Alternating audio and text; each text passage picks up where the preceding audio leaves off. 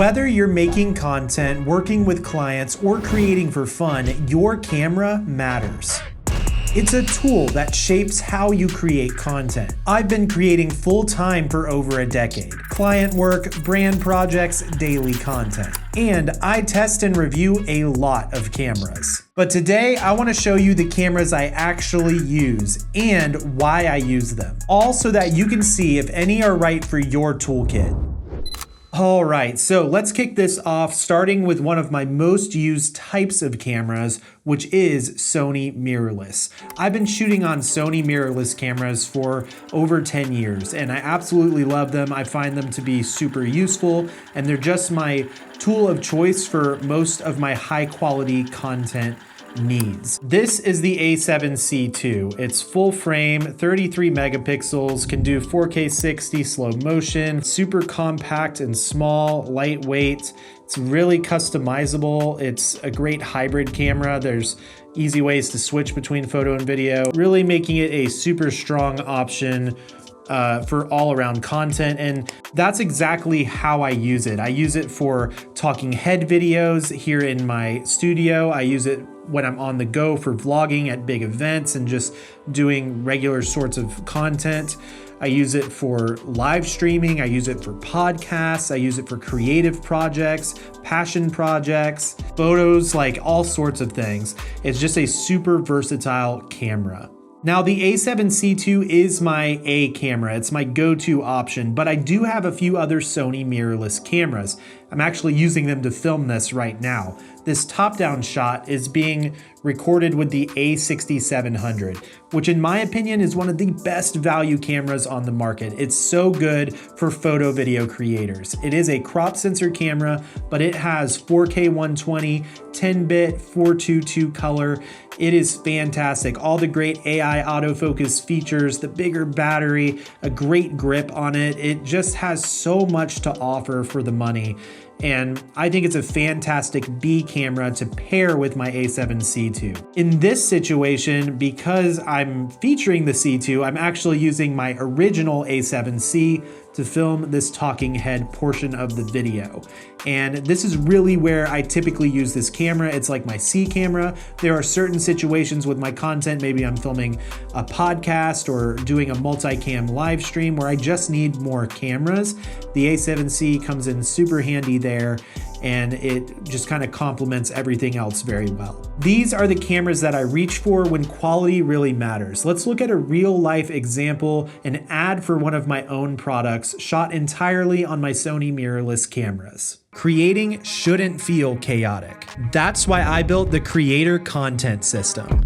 The exact Notion setup I use to run my full-time creator business. Inside, you'll find a dedicated space to capture your ideas fast, a clean visual dashboard that shows you exactly where every project stands, a content calendar that keeps your schedule organized, visual progress bars and tags to help progress your project and reference it afterwards, time-saving templates for YouTube videos, short-form content, posts, emails, and projects. I built this because I needed it. There was a point in my creator journey where I knew I could create more, but I didn't have a system that was supporting me. Once I fixed the chaos, everything changed. My output went up, my consistency improved, and I was finally able to get ahead. And now this system is here to support you the same way. It's time to trade chaos for clarity and start creating with confidence. Next up is the DJI Osmo Pocket 3. So a lot of people pick this camera up as a vlog camera, and it's certainly good for that. That's just not the main reason that I tend to reach for this. When I bring this camera with me, and even why I have this camera, is to literally be a gimbal. Rather than bringing a full-size gimbal, I'd rather just bring this with me. So if I'm going to film, like a creator friend's studio setup, I'll bring this and just do a quick pass through their setup using it and get tons of shots really fast that I can then use that looks super great. And that's because this still has great resolution. It can do 4K 60, 4K 120 even. It has 10-bit 422 color, log profiles, like all of that good stuff. The other way outside of gimbal work that I'll use this is to track me. And I'll use this for live streams or behind the scenes content. I'll simply set it up on a tripod in the corner of the room, set it to tracking where it will follow me around. And it's as if someone else is there filming me, kind of panning around the room. And it allows me to film myself and capture my content in a unique way that the other cameras don't allow for. And so it's a really handy tool for those types of situations. Now we've got the Insta360 Go 3S, and this tiny little camera is actually pretty awesome. So at first glance, this kind of just looks like a GoPro, but it's a lot more interesting than that. So for starters, you can flip up the screen, which is already super handy if you want to do some quick vlog style content. But to take it a step further, the camera actually detaches from the housing. And so this is actually the camera. And now I have a wireless monitor being able to see what it is that I'm doing. What I like to use this for most of the time is POV shots for behind the scenes content. And it actually has some really handy little attachment pieces. There's one that I can use to clip onto my hat. And there's also a magnetic necklace that you can attach it to, because yes, this little guy is actually magnetic. And so when I've gone on different trips, I'll find tons of unique angles where I'll, attach this to a fence to get a wide shot of what I'm doing. Or, I'll find anything metal. Maybe I'm in a coffee shop and just pop it onto a shelf and get a nice little shot, fast and easy. It just makes for interesting ways to view the world, to view spaces, because you can put this in so many interesting little spots. It's nice to know if I needed to do a little underwater shot, I can do it with this just fine. And also there's been quite a few times where I've even just picked this up and you can actually just hit this little button right here to start recording. And boom, now I'm recording on this camera. And it really does give you a nice little setup for how small it is. You can just pick this up, talk to the camera real quick. It has a built-in microphone, it's decent, and it can get the job done in a pinch if you just need to quickly capture something while you're on the go creating content. So this is the Insta360 X3. And this is my 360 camera. That's literally the only thing I use this for, is 360 shots. Whether I'm traveling or doing behind the scenes of setups or just trying to showcase what I'm doing from a unique angle, this is a great little tool that I love to pull out. And really, I just use it for quick bursts most of the time. I'm usually not recording super long with it. It's just setting it up, getting that perspective for a quick B-roll shot. Yeah, I think it works pretty good, but definitely be careful with the lenses because they're pretty fragile. And next up, we have my phone. This is an iPhone 15 Pro, and it is one of my most used cameras, actually. I use this all the time for Instagram Reels. I use it all the time for stories. I use it all the time for my YouTube videos when I do behind the scenes style shots. Most of the time, how I'll use this is I'll just pop it onto a tripod and get a wide shot of whatever I'm doing and just document it. And that way, when I get back, I can show shots of what I did. And that is why I love this. It just works so simple. It's so easy. I'm always gonna have it with me. And so it's just super convenient to use. A quick vlog shot here and there to tie a story together, but mainly I use it for behind the scenes content. And I also use this for Reels. There's something about that more lo-fi, kind of, more human, real, authentic, like a friend made it sort of a video that really can perform well on social. And so this is the tool to make that happen. And I've gotten millions of views using my phone on short form content. A lot of times I'll just hand hold it, but I also do have a chest mount that I'll use sometimes, which is kind of a rigged out GoPro chest mount. And yeah, that's how I make a lot of my Instagram Reels. I love it because it has the 3 lenses that can seamlessly, change between them while recording. I've come to really enjoy the look of the phone. It has a very specific look that is very relatable. This is an easy to use tool for the jobs that need that.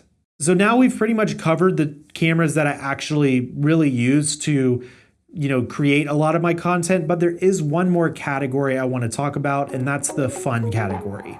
So right here we have the Fujifilm Instax Mini 40. So when you take a photo with this camera, it just prints an instant print out the top. And I actually have loved this for personal reasons. I use this for the whole first year of my daughter's life. We documented a ton of those big events and milestones with this camera. And it was just a fun, creative project for me. And I absolutely, loved it because it forced me to be really intentional with the photos that I was taking. And it just made those memories and those moments and the things we did just feel a little extra special. Of course, we still documented a ton of stuff with our phones and things like that. But ultimately, having a camera like this made me think of the moments in a different way.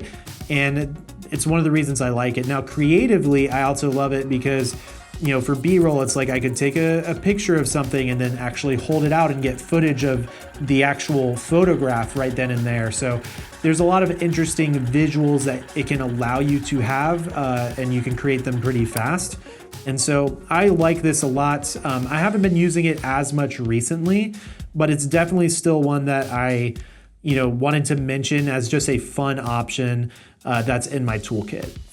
And the last camera that I'm going to mention is this Kodak camera. This was actually a camera that was kind of gifted to me from Michaela's grandfather. He used to work for Kodak and he gifted me just a bunch of his old Kodak cameras, and this is one of them. So this camera doesn't do any video, but it does have that old school digital photo look, which is, it is old school digital, right? So it's pretty fun to use. I like that it has a built-in flash as well. It just kind of gives a different look to it. And it actually can burn in the date of the photos, which also just adds to that unique look. Now, of course, you can do that in post digitally. Of course, you can do all that, with filters and whatever. But there's something about actually pulling out this camera and using it that is just fun. It just feels fun. It reminds me of the early days of getting into photography, and there's just a certain kind of look to it that's pretty cool and is fun to use. And that's one of those things about creativity that a lot of people don't really embrace, and that's limits. It's so important to set limits on yourself. There's limits with this Kodak camera, right? It doesn't have as good a low light, as good of autofocus. There's a lot of limits with it, but because of that, I embrace those things and I work within the confines of what it offers me, and I create something different than I would with a higher performing camera. As well as something like the Instax. It's like there's no real settings on it. The only thing you can change is if you want to take a selfie or not. But because of those limits, I focus more on composition. I focus more on, just what is in my frame and like how am I displaying it through, just composition and colors and things like that. And because of that, training my eye to work with those limitations, it makes me bring that into my work with the better cameras. And so it actually makes me a better creator. And so I really love that about these types of cameras. Again, each of these cameras have weaknesses, but they also have their own individual strengths. And that's why personally, I find that they work together really well in my toolkit. If you've enjoyed seeing all of the different cameras that I use to create my content, you may also enjoy seeing all of my lighting. And I have a full video breaking down all of my lighting for my different YouTube videos right here. And you can also check out my creator content system here. I've placed links in the description below. Thanks so much for watching, and as always, stay creative. Peace.